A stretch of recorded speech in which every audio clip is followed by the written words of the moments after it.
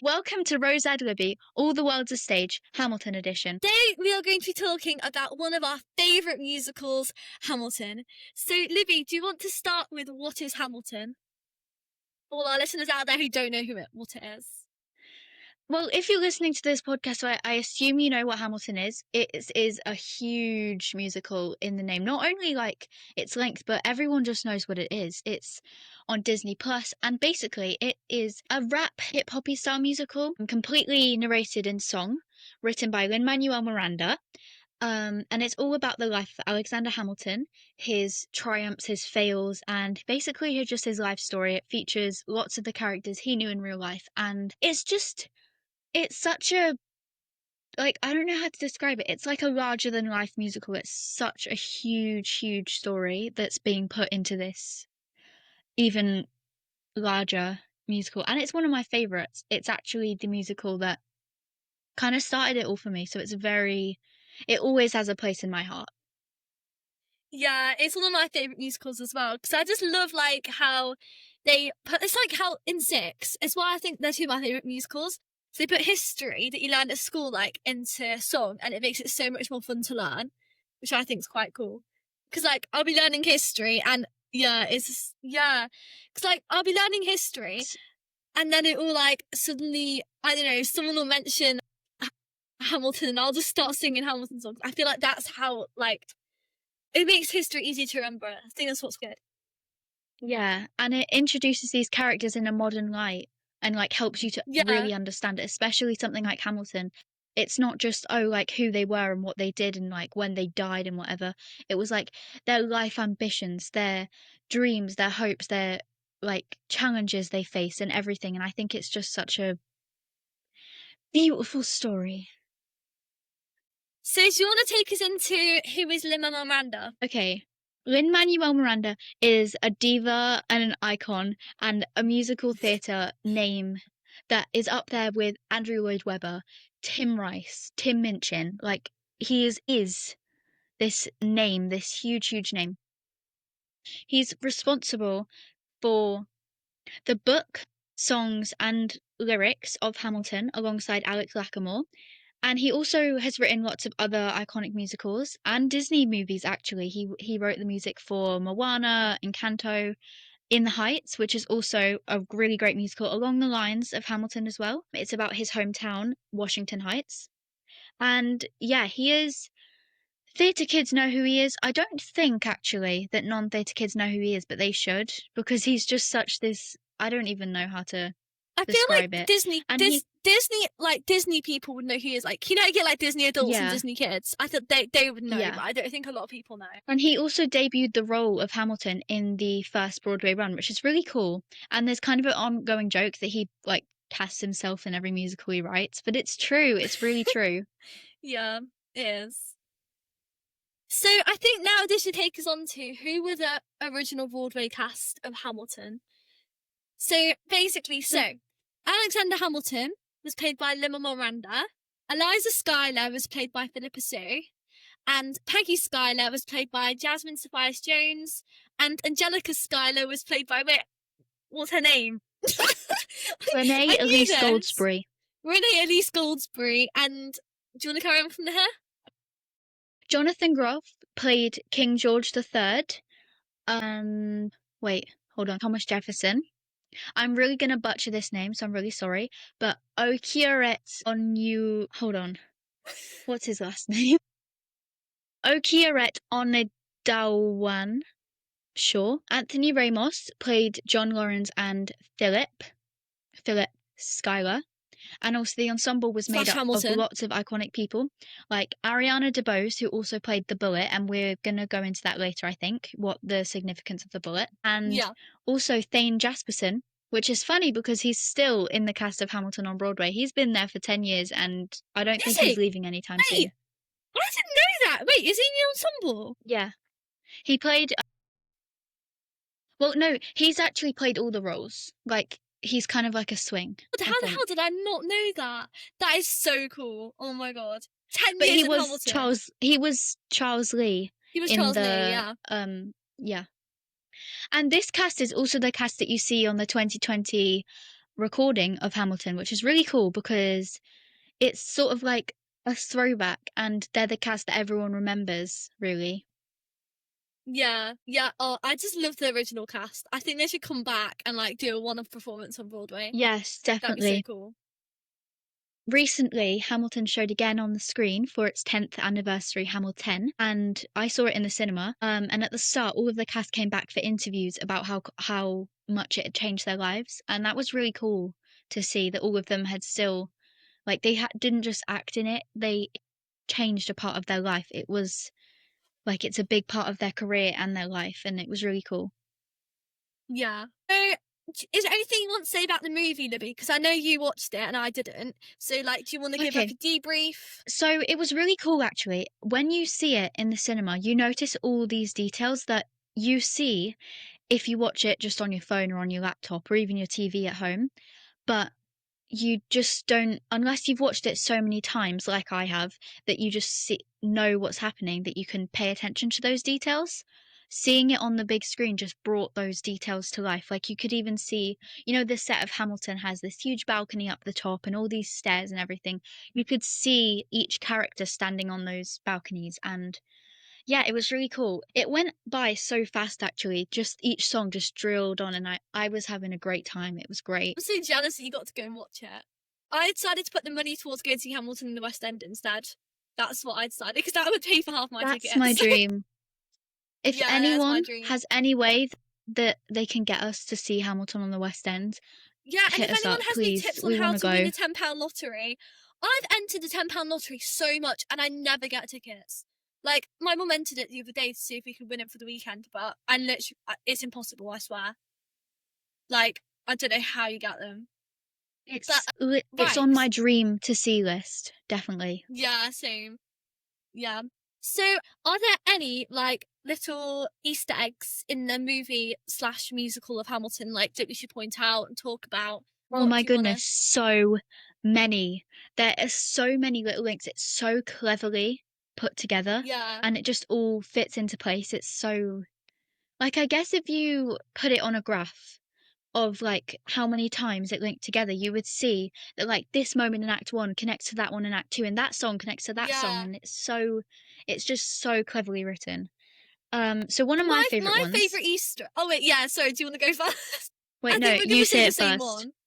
I think we might end up saying Yeah, the you same say one. it But first. basically, so Philip Hamilton, when he's like little, when him and Eliza are counting to 7 in French, yeah, French, then he Take a really break struggles to say is the song. and take a break. He really struggles saying number 7, and then later on, when he dies on the number 7, which is the one he struggles to say because they repeat that little like section of the song, and then he dies. So I think it's quite like it's really really sad. That bit is just terrible. Like it is horrible. It's so sad, but Yeah. it's so cleverly written that it was such like big foreshadowing. And people who have watched it several times will notice that, but you don't see it the first time. Do you want to go for yours, or do we say the same one? Okay. So I have several. So in the first song, Alexander Hamilton, you see each of the characters going like, "Me, I died for him, me, I trusted him." And you see the girls saying, "Me, I loved him." And there's some confusion around that because people assume it's the three Schuyler sisters. And of course, we know that Eliza loved him because she married him. And we know that Angelica loved him too because of the whole satisfied love triangle situation. A lot of people think it's Peggy and are confused, but it's actually Mariah Reynolds saying that she loves him, but you can't see that because they're not in their Schuyler sisters or red color. So that is also kind of foreshadowing as well, even though that song is about the whole of his life and like entering the start, but you know what I mean. Yeah. Another cool Easter egg is that when Eliza Hamilton and Alexander Hamilton, when they rush to Philip's side as he's dying, they're all already dressed in black, which clearly means that they've literally just gone to like Peggy's funeral or they're mourning Peggy. Because basically, so I'm pretty sure that Peggy and Philip died in the same year. Because let me get the date They right, because I both literally died wrote in this down. 1801. Yeah, because Peggy died on March the 14th, 1801, when she was 42 years old. I don't have the date that Philip died, but it was 1401. I think it was like summer time, I think. I might be wrong. But Yeah, yeah. it was November, I think. I Was it looked this up November? yesterday when I was planning this out. It was November. November. Yes. So, yes. And are there any other Easter eggs, Libby? Because you've seen the movie. I have so many. I'm trying to think. I know this one's kind of obvious, but in Aaron Burr, when you're being introduced to Hamilton's three friends at this point in the musical, they're Lafayette, Hercules Mulligan, and John Lawrence. You see Aaron Burr says, sure, Aaron Burr says that, oh my goodness, edit.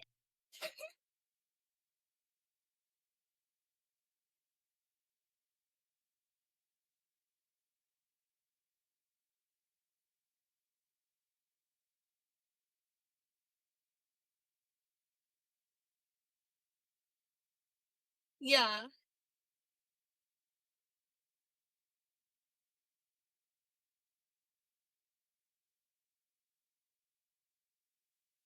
It moves on from one event and then the next event links back to that last one and it just all falls back on itself and it's really, really cleverly written.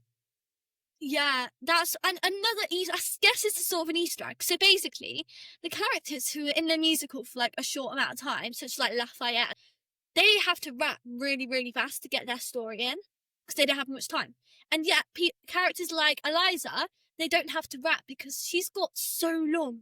She lives for 50 years after Hamilton dies, so she does not have like to rush to tell her story. She has the whole show.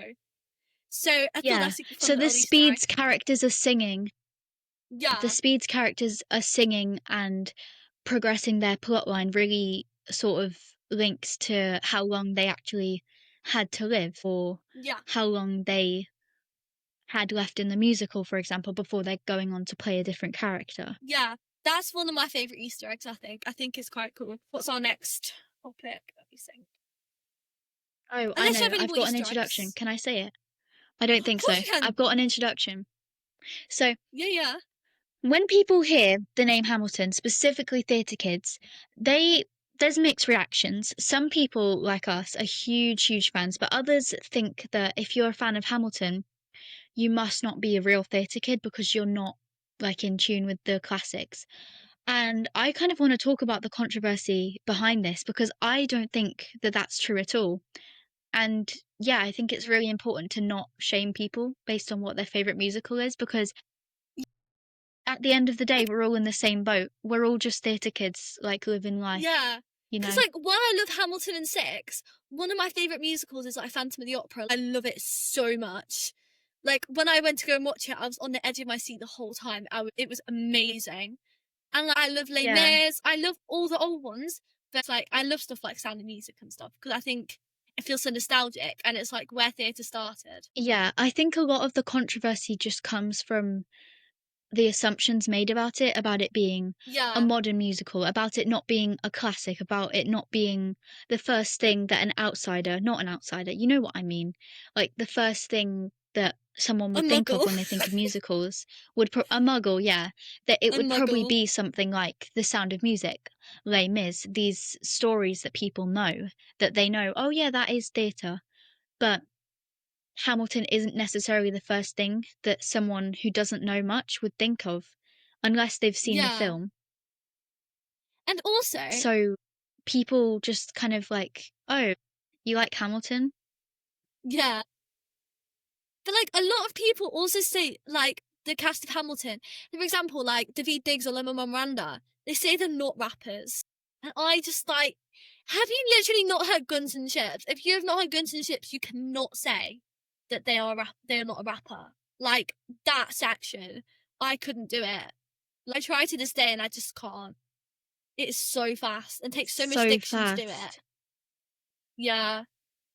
So stuff you people who say they're And not also rappers because they a little are. fact is Hamilton holds the record for the fastest spoken musical. So Really? no. That's so cool. I did not know that. Oh, and Livy, But it's how many Tony Awards did it win in 2017 on that topic? Was it 2017? 11. 2016? That killed me so much. I had to do that at some point. 11. Screaming at the top of our lungs. If you watched episode 1, you will know what we mean. So go watch it. But yeah. So yeah, Um, there's just so much. I think it's honestly to do with the popularity of it. I think it's the fact yeah. that lots of people, including me, start with Hamilton. They see it on Disney Plus, go, oh, that's in the musical genre. I'll give that a go. And it just starts, which kind of brings us on to our next topic, is how we think that Hamilton is such a foundation and a path to every other type of musical you can get. And this might be a bit like Yeah. controversial to say, but we're going to share our opinions because that's what this is about. Yeah. So I feel like Hamilton has like paved the way to so many modern musicals. Because in a way, it's like the first of its kind. Like even Six wasn't around then, which makes me feel really old because I was 6 when Six came out. I was 6 or 7, I think. But I feel like it paved the way. It paved the way to so many musicals. Like, oh, there's just so many more modern things like Hamilton. Although I think Hamilton is one of its kind. But it's just made a whole new section in the world of musical theatre that like expands it to more and more fans. Like fans of rapping and fans of hip hop. Like they will love theatre now because of Hamilton. And it covers Yeah. Exactly. It covers so many genres of music and so many types, and like every song is different. You hear rap songs like Guns and Ships that are just fast, fast, fast. And you hear ballads like Burn. And it's just so open that people can take what they learn from Hamilton and transfer it in any way.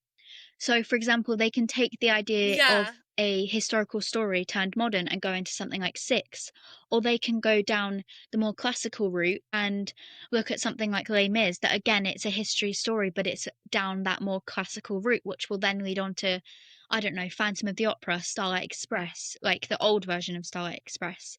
Like everything like that. And it just takes so many people, and so, as I said before, so many people start with Hamilton. It's the first they hear. You've got Burn, you've got ballads, you've got hip hop, you've got rapping, you've got your classic musical theatre such as like The Room Where It Happened, Helpless.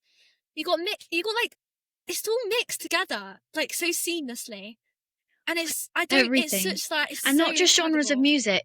Like you've got genres of stories. You've got a historical retelling. You've got a romance. You've got a love triangle. You've got complex characters. You like Hamilton has everything basically. Delivering is what we're trying to say. Big numbers. Like it's so big and it has everything. So even if you don't know what it is and you came on here to learn about it, then all I can say is listen to it, because it just paves the way to everything, and you can take what you learn from it and go down any route. As it's a historical retelling, it's like Six, or you can go down the Les Mis historical retelling route and then lead on to Phantom of the Opera. Like it just opens this huge path for you that you'll never be able to go back the other way down. I thought we should go on to more like influences that have been in Hamilton and stuff. So here we have the Broadway equivalent of Hannah Lowther, who actually, shout out Chloe, my friend, introduced me to. She showed me some videos when I was in London with her, and he's called JJ Nealman. And actually, Hannah met him when she went to Broadway to go watch Hamilton. And I would say he's the equivalent of Hannah, but American. Because have you seen any videos of him, Libby? Yes, I have. He's so funny. He did a lot of Hamilton backstage stuff, and as well as his other jobs, he's currently before he was even in Hamilton. He's nearly finished him. Yeah, he's done. And he's currently. He's done. Yeah. Okay, he just finished a run of Catch Me If You Can. In. Oh no! Wait, Los he's done. Angeles. Oh, sorry, I don't mean he's done Hamilton.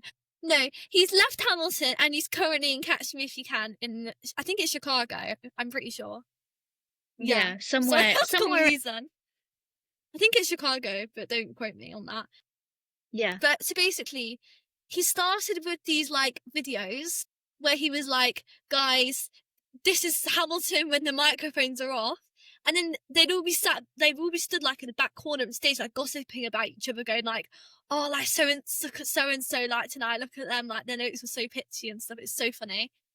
And then, like, he does so many funny backstage, like, skits before he was even in Hamilton. He's done them for Six. He's done them for everything. And then... Yeah, and a fun fact about some of his Hamilton backstage is he wasn't even in Hamilton, when he made some of those, he was just manifesting No. it so much. Yeah. And like he did one of like the ensemble dancing backstage during a dramatic ballad, which I can relate to. Definitely. I did a run of Dirty Rotten Scoundrels recently, and during Love Is Your Legs, and before the ensemble went on to sing backing vocals, we were all dancing backstage, and yeah, Yeah. Sometimes you can't help it. That's no, probably me and you living you more just out of have to. anyone. Yeah. Yeah, yeah, that's just me. Do you Yeah, remember? just think about Over the Rainbow and Wizard. We were just sat backstage, like, just actually So just going shout out to hyper. all of our Amdram Wizard of Oz friends who might Oh, be on yeah, here. because you've all been watching it, so shout out to everyone. Yeah, shout out. If you'll remember, at the start of Yeah. Act Two of Merry Old Land of Oz, there was a little trio together that liked to dance backstage. Oh. Rose, you were included, and I'm not going to Wait, name which drop one? because I don't know if they're listening. It was Wait. only in rehearsals because we stood at the back. We changed our position when we went into tech Oh, yeah, we did. Class tech rehearsals. with I don't like tech Freya and rehearsals. Abby. Oh, yeah, Freya and Abby. Shout out to Freya and Abby and everyone else. Yeah, because I Yeah, hopefully you're all so listening.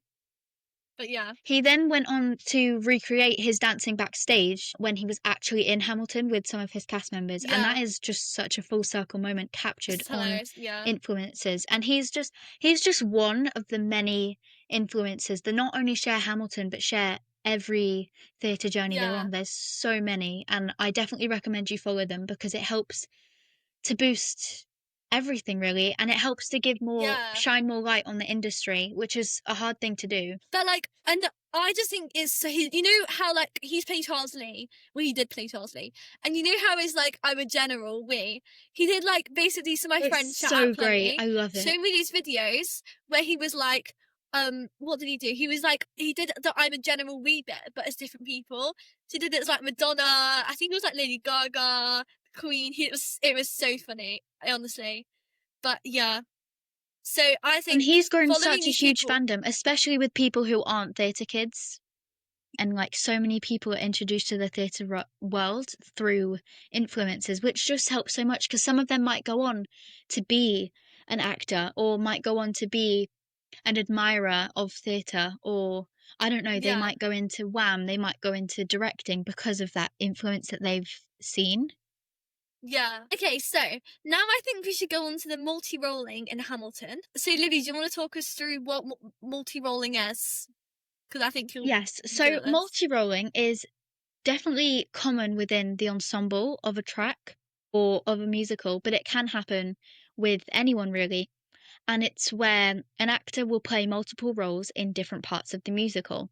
So I'm no stranger to multi-rolling. It's definitely parts of lots of Amdrams I've been in have Yeah, same. multi-rolled. Sometimes those roles are very different from each other, and sometimes they're very similar just in different scenarios. So especially in like a diverse musical, if you've got a musical that has so many different sections to it, your multi-rolling definitely will be more diverse because you'll have different examples. Like, let me think.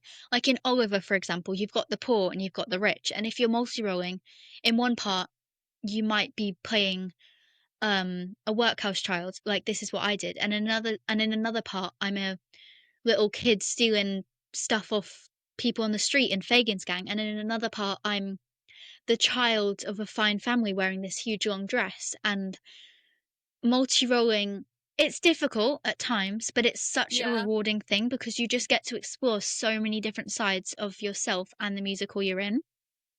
Because I think, like, for example, when we were in Wizard of Oz, like, I was a Munchkin 1 minute, then, like, 30 seconds later, no joke, it was so quick, I was a crow. And then you come off stage, and then you're like, I don't know, like a jitterbug or something.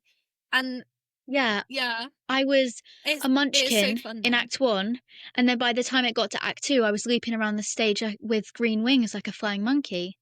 Like, it's Yeah. just so diverse. I went from a human child munchkin thing to a monkey with wings. Like, it's Yeah. such a fun and rewarding thing to do. Yeah. And even in professional theatre too, you see so many people multi-rolling, and it definitely is not easy to No. adapt I think yourself people to all take it those for different granted how areas. easy it is. Especially with like swings and But stuff. Because when I was in Charlie Chocolate Factory, exactly. I was Veruca one night, and then the next night I had to be ensemble. And it's like, it's like a different way of training your brain. Like, you've got to think suddenly, like, am I Yeah, it ensemble or am I principal? And unlocks a it's whole like, new side of your yeah, critical thinking skills, and you're just so, like, absorbed in everything. I think Six is definitely one of the shows to swing. I obviously don't have the yeah, experience of that, but round of I applause to the wish. people who are swings and alternates too, And because alternates, they yes, do just the same thing, yeah. but they've And constantly emergency got those things and in emergency their head. covers. I was literally going to say, but like, I feel like people, when you go and see Super Swing in Six, and well, you see a Super Swing on stage, people probably don't really think like, oh, look. People just probably think they do that every night. You know what I mean? Like, My gosh, here I am mentioning Hannah yeah, Mather again, but she went on as Heather Duke, which was a track she didn't cover. She didn't know that track. She didn't wasn't paid to no, cover she that didn't cover track. it. She went on with Yeah, like 4 hours notice. And that is such an incredible feat. Like, yeah. obviously, Because you just have sometimes to even know you the get, show inside and out. yeah. Because sometimes you can get pulled in halfway through a show. Because Yeah, I'm pretty sure Hannah said on one of her vlogs, I might be wrong, but I think she's gone on in Six halfway through a show when someone's obviously like injured themselves or something. yes, And she I think they need has. to give these people more credit. Like, I think that, I just think people, when they see them on stage, they don't think about how much effort they put in to like be on stage and remember that, I don't know, they're Catherine Howard instead of Anne Boleyn that night. And it's the same in Yeah. Hamilton. But there's us talking about Six when it's a Hamilton episode. But you know, it's all interesting. So the multi-rolling in Hamilton specifically is more Act 1 and Act 2 orientated, where it ends Act 1 with each of the characters we meet being off doing something else. So then those actors are brought back in as a different character, which in Hamilton, it's definitely not easy because they only have the interval to do that, and they have a complete costume, hair change, and an accent change. So I'll take David Diggs or Yeah, I was gonna the say. character, not specifically him, but Marquis de Lafayette and Thomas Jefferson. Obviously, Marquis de Lafayette is French, and he was French. Then he came to America, and then he went back to France. And whoever actor is playing that role, I'm taking David Diggs as an example because that's the one in the film and the original cast. He goes from this thick French accent to a clear American one for Thomas Jefferson, who, yes, has visited France, but he was American. And that is not an easy thing to do. And definitely in the film, you don't see him slipping out of that accent. It's such a clear, crisp American accent. And I really like it, actually, his voice in that. Yeah, yeah. I think I couldn't do a French accent for that long. Not gonna lie. I'm like, No. yeah, it's so hard. I have a GCSE in French and I still can't do a French accent for that long. Yeah. I can't do any accents. I could do Scottish. My Scottish is actually quite good. I can't do We Welsh. should do an I don't know. episode about accents. I don't We think anyone would should. listen. I think they'd all click off. No, I would listen just to like see how bad we both were. But yeah. So I think next I wanted to talk about set, and I don't know if you've been doing any research, but I've got like a list of points that I've researched. I'll let you take So this section then. okay. So I'm the going to listen. I'm scaffolding. going to learn something Okay, new. there we go. The scaffolding in Act 1 of Hamilton represents the building of a new country. And then in Act 2, more, so it's all like scaffolding with wood and stuff. And then in Act 2, more bricks get added to like represent the country like is built. Like, it's so cool. Like, so basically Act 1, they're building it up, trying to get it big, and then Act 2, it's just accomplished. I think that's amazing. And That is the such an turntable. awesome detail. Thank you.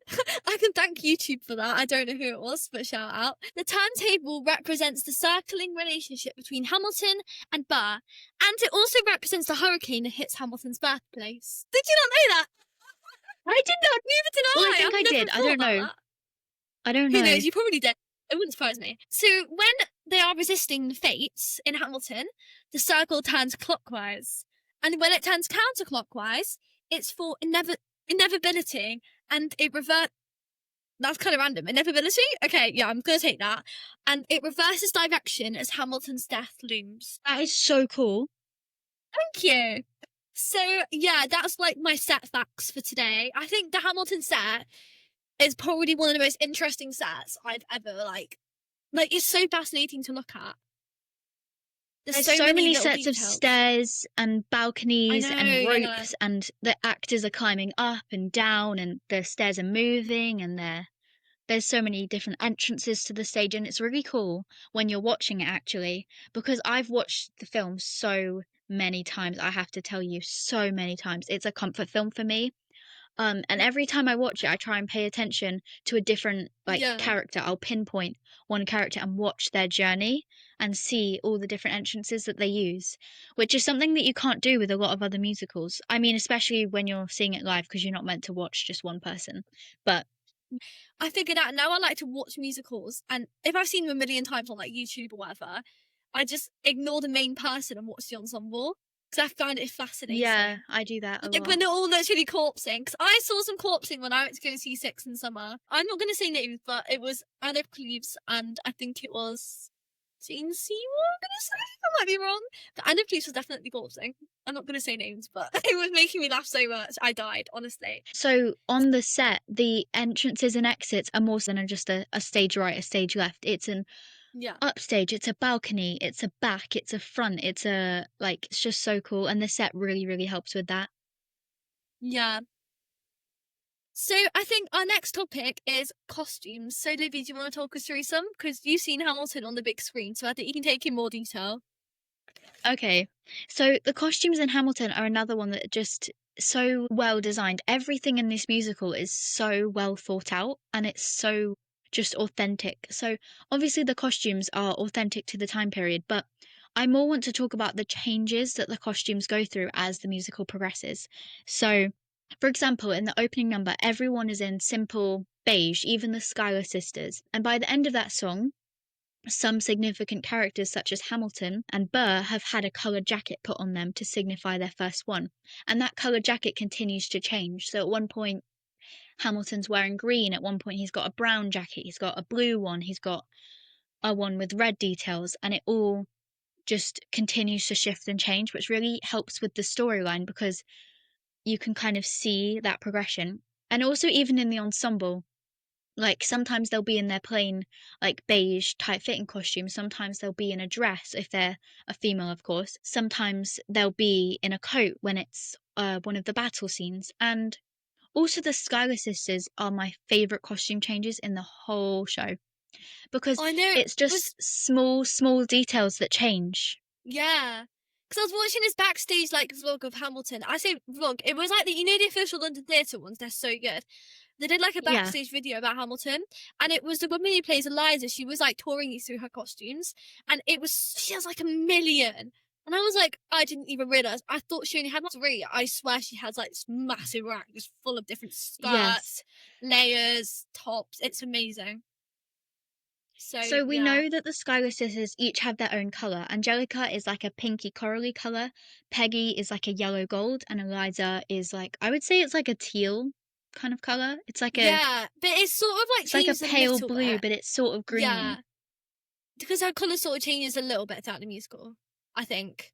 They start with just the plain colour dresses, and throughout it they have different like overlays that they put on that have different like bows and flowers, and obviously Eliza gets the veil, and then Eliza has the dress that she wears when she's pregnant. She has her like pajama type one. She has her mourning gown, not her mourning, her grieving mourning with a U gown, the black coat thing. And they really as well just help to progress, and you can see sort of a shift because obviously Eliza is from a rich family, but when she marries Hamilton, she is not so rich anymore because he was not rich. He was working on what he could get. So you can sort of see how the details in her dress start to get more simple as those shifts. But as the treasury starts to pick up, for example, and as he does something significant and starts to get paid more, it starts to elevate more. And it just really follows the story so well. And yeah. So I Yeah. recommend if you are to watch the film again, pay attention to the costume changes. Notice how each actor's costume change depending on what's happening in the musical, and you won't look at it the same way again. You'll just notice all these tiny little details that just make it such a huge, huge story. So I think the next section is quite important. So it's like, why do people know what Hamilton is, and why is it so significant? And how do people like? Why do they love it so much? Yeah. So, what's your opinion on this, Why? Libby? So I Yeah, think we've mentioned a lot of this before. I think it's just because of how broad it is, how big it is, and how many little references it has, how many genres it has, the trends that it shares on TikTok, the influencers who are in it. And I think just because it's such a foundation to musical theatre that people know what it is, even big classical fans know what it is, sure. Even fans of something like, I don't know, what's something kind of different. Sound of Music. I don't Even know. fans of, yeah, even fans of something like Mamma Mia or Oh yeah, Mamma Mia is a Beetlejuice, good like one. those sort of musicals, they know Hamilton. And just because of how huge it is and how much of a base it forms, and Lin-Manuel Miranda as the writer sort of Yeah, helps to spread that out. I feel And like it during yeah, I those of just like the think it's Disney kids and just, stuff. Because like yeah, people would be exactly. like, "Oh, that's Lin-Manuel Miranda!" Like, "Oh my gosh, like he wrote Encanto. I've got to go and watch that." Which I think is quite cool, especially because he was Yeah, in Mary Poppins Returns, wasn't he? So like, I yeah, feel he like that's a was. whole generation of kids just like getting into musical theatre. So I just think, yeah, I think the same as you. Like, it's so significant, and it's like one of a kind. You can't find it anywhere else in the world. And I just think the story's so good. Like, he's really dug into depth. Because if you Google the story of Hamilton, like, it doesn't really give you all the details like that. It just Barely kind of gives scratches the you, surface. yeah. When you think logically, because people will be like, "Oh, that's like so much," but no, it's not. There's so many things, and it's yeah, you only learn all that from the musical. So I just think, yeah, I think it's I honestly worth watching it. It's amazing. Yeah. So another thing I think is worth mentioning, it sort of falls in the Easter egg category, is the ensemble member who that I'm pretty sure there is one in every cast of Hamilton, but I specifically want to talk about Ariana DeBose, who features in the original cast, original Broadway cast, and the film of 2020. The film of 2020. The film on Disney Plus that came out in 2020. So she actually is known as the bullet that kills Hamilton. And she, as an ensemble member, is present throughout the whole musical in every moment that leads up to his death. So she follows him through all these significant moments. And from the very moment that the villain arc of Aaron Burr versus Alexander Hamilton forms, and she is always there. And especially in the last song, The World is Wide Enough, when Hamilton is singing his whole final words section, she is slowly moving towards him away from Aaron. And it just, the this bullet The just detail, follows him it's so throughout the whole incredible. musical, which is just such a cool detail to me. I think that might be my favorite detail. If I was writing Hamilton, I would never have thought to do that. So, the next part I wanted to add was Hamilton memes and jokes. Now, actually, Libby, I've got some you sent me like ages ago on my phone, so I'm just going to get them up because otherwise I will I'm just going not to fill have the a time right clue. here. So Wait, let me obviously find we've them. talked about influencers sharing things about Hamilton, but there's also so many memes and jokes around, mostly that fans understand, but also people who have just seen the TikToks will understand. For example, the take a break has sort of become a meme because like the females were playing the part of Alexander Hamilton while males were being Eliza. And there's so many funny jokes that people have made around them, and we're Yeah. gonna sort of mention some of our favorites. But I'm sure I, if you go on something like Pinterest, you'll be able to find so many. my personal favourite is the Best of Wives and Best of Women. I love it so much. Because when I was researching Hamilton, it was so funny. Because, by the way, guys, the official Hamilton website, like on the official Hamilton YouTube channel, so good. I thoroughly recommend it. They literally like put on so many funny stuff with the cast. It's brilliant. So like the Best of Wives and Best of Women trend is basically when Alexander is sneaking out the house to go to the he's going to the meeting, isn't he? Yeah, he's going to like the big He's meeting, I going think. to get shot. He goes to die. Great. What a depressing trend. But yeah, so quite often it'll be women who play Alexander and then men who will play Eliza. And so many people do it and it's hilarious. Like they People literally climb out of windows. Oh, are you doing advertising now, Libby? Libby's just holding up a Sorry. copy of Les Miserables that she got today. This is not advertising, but we would love for you to sponsor us with Les Miserables. We will literally like advertise it till it's like over advertised, I swear. Because it's so good. I need it so bad. I'm gonna have to go buy it this week. My parents are making me wait till Christmas. But so yeah, no. So basically, what was I saying? Oh yeah. So it's such a great trend because people are literally like climbing out of windows. Someone went down a water slide. Did they? Someone's riding horse and it fell into a massive puddle. Someone fell down the stairs and got caught in the wire off of their lamp. It was so funny. Oh my god. Someone went down a water slide. Oh my god. We should reenact, Livy, we should do it. Oh my god, we should literally do it. Oh my gosh. Why haven't we done it yet? I don't know, because that's what I want to know. Each other. Yeah, that's probably why. But yeah, so does another one like we think? No, what the hell? I literally had La Baguette instead of Lafayette. La Baguette because he's French. I'm gonna get the photo. That's funny. That's like there's no video on the podcast. If it releases when we're like old and like we're really don't release it. Oh my gosh, all I do is like pose. I'm not gonna release it, but like when we're like, I don't know, ancient, when we're like 30, we can be ancient. like, guys, we're so famous. That's not ancient, that is so... When we're ancient, it's like when we're like 80, I don't know. But this is the, yeah, this is the La Baguette trend. This is like, so basically, it's a picture of a body made out of baguettes with Lafayette's head on the end. And then there's so many. It's David Diggs specifically. Yeah, it's David Diggs, guys. Do you want to talk about this one? Wait, you can talk about because I feel like you've not talked about any memes. Because that's your favourite one. Oh, yeah. My favourite one is you know how people go like, oh, I'm single, I'm taken. My response to that is, well, I'm Samuel Seabury and I present 3 thoughts on the proceedings of the Continental Congress. That's a mouthful.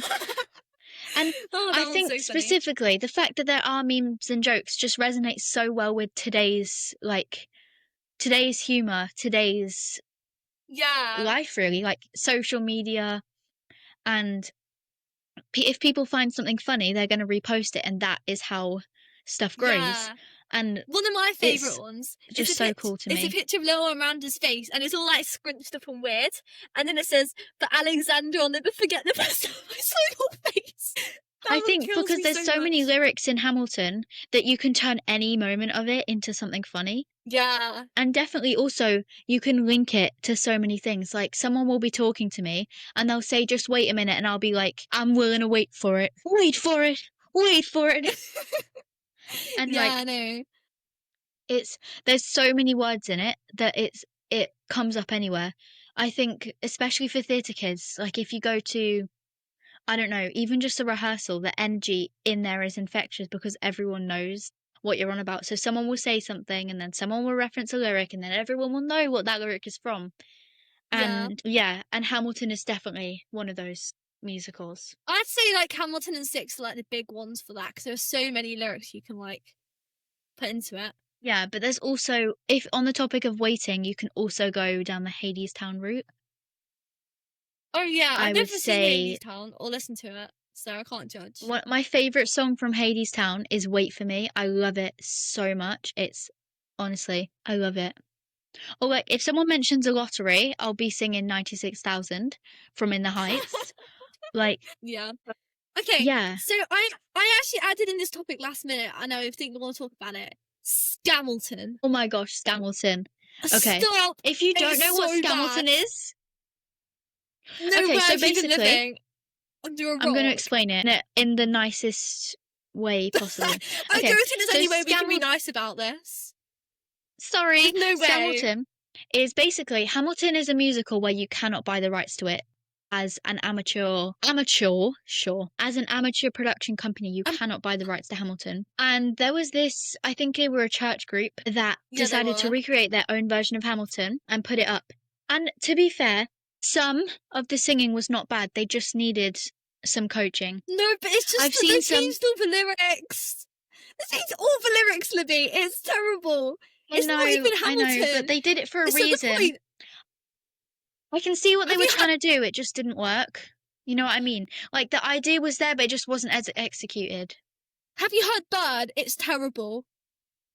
And then also, like, You'll Be Back. Oh my God. It's just that they changed all the lyrics in those songs. I think actually the kids were actually good. Like, I think that they actually put so much effort into it and they were actually really good. I And just I think that they just. The I've seen script some was clips of shocking. it today. I've seen some clips of Scamilton today, and everyone's saying that Angelica, Eliza, and Bert are carrying the whole thing. And I think they're actually talented performers. They can sing. They just need that coaching to help them. I think they just need. I don't think it being in a church has anything to do with it. I think it's just the fact that they didn't have the rights, so they had to change everything. Yeah. No, but they Yeah. just changed half the lyrics and it's like terrible. And I just thought it had to add I my think opinion. they just needed coaching. I think a lot of them could make it if they just got the correct coaching, because it takes a lot of but if you don't know Scamilton, get to know and you'll have the best time of your life laughing. But like, I think whoever just wrote the script needs to actually watch Hamilton. That's my opinion on it. I think it could have been really good if they just actually listened to the songs and not just like. Or it could have been really good if they didn't steal a musical that you're not allowed to reproduce for a reason. Write your own musical. Oh my God. Yeah. Like there's so many musicals that you can buy the license to that then they would have been able to use the lyrics that are original, and they would have had the sheet music so they can know like everything that's meant to happen if you just like get proper rights. I know it can be expensive, but like I don't, but you know what I mean. But if you're going to put on a musical, you have to put on a musical, you know what I mean? Yeah. Like even amateur companies, like one of the ones I work with has a small budget, but they still manage to get the rights and put on a proper show. Yeah. Anyway. Yeah. So Livy, this takes us on to your section. Do you want to basically? Yes. So Livy, do you want to explain what book arrived today? So today I received my copy of Lake Wisrables, which is Hannah Lowther's book. I was literally so excited. I was dying when I there heard is you a got Hamilton section.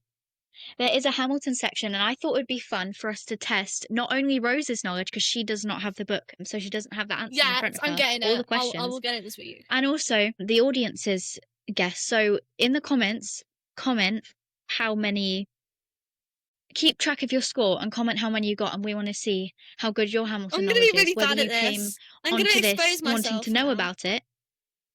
So all the questions and answers I'm about to reveal are credit given to Hannah Lowther. I've taken my answers. They are from Hannah Lowther, so I'm not ripping anyone off. I'm going to say are not my questions. Just putting that out there. Okay, so there's 3 categories: easy, the songs, and super fan. I don't know how many we're going to get through, so I'm going to pick a couple questions from each category. So the first question is, who wrote the music, lyrics, and book for Hamilton? Rose, don't say the answer yet. 3, 2, audience, lock in your answers. 1. Lock in your answers. Lin-Manuel Miranda. So that was Rose's guess. Right. And I have to inform that if you said Lin-Manuel Miranda, you are correct. Correct. We should have our own game show. This is so cool. The next question is, in which song does Hamilton say he's young, scrappy, and hungry, just like his country? 3, 2, 1. Lock in your answers. It's My Shot. Correct. Let me have a look here. I'm going to do a super fan question and see. No. What is the name of Aaron Burr's daughter and also the name of the woman he has an affair with? Theodosia. Sorry. It is correct. If you said Theodosia, you're correct. It's competitive. I'm so sorry. I think I'm going to do 2 more questions. Okay. So I'm going to do 1 more from the easy section and 1 more from the superfan section. So from the easy section, who plays King George III in the Broadway production and reprised the role for the live stage recording released on Disney Plus in 2020? 3, 2, 1. Jonathan Groff.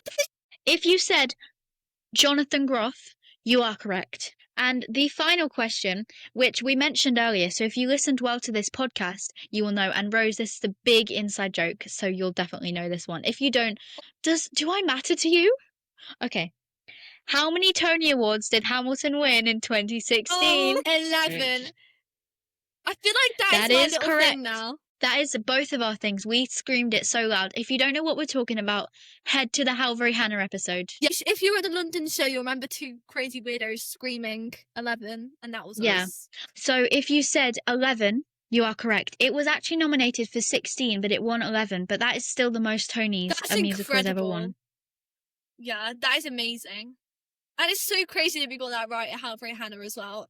So I think we're definitely going to use this book in loads of episodes. There are so many musicals in it, and also other games which I think would be fun to bring onto the podcast. But we'll definitely be using this. But whenever we do, we'll always give credit to Hannah Lather because all the questions come from her book. So go back if you liked those questions and want to have a go at the other ones and also ones based on other musicals, go buy Hannah Lather's book, Lake Wiserables. So thank you for listening to today's episode. And we will see you next time on Rosad Libby, All the World's a Stage. Bye. Bye.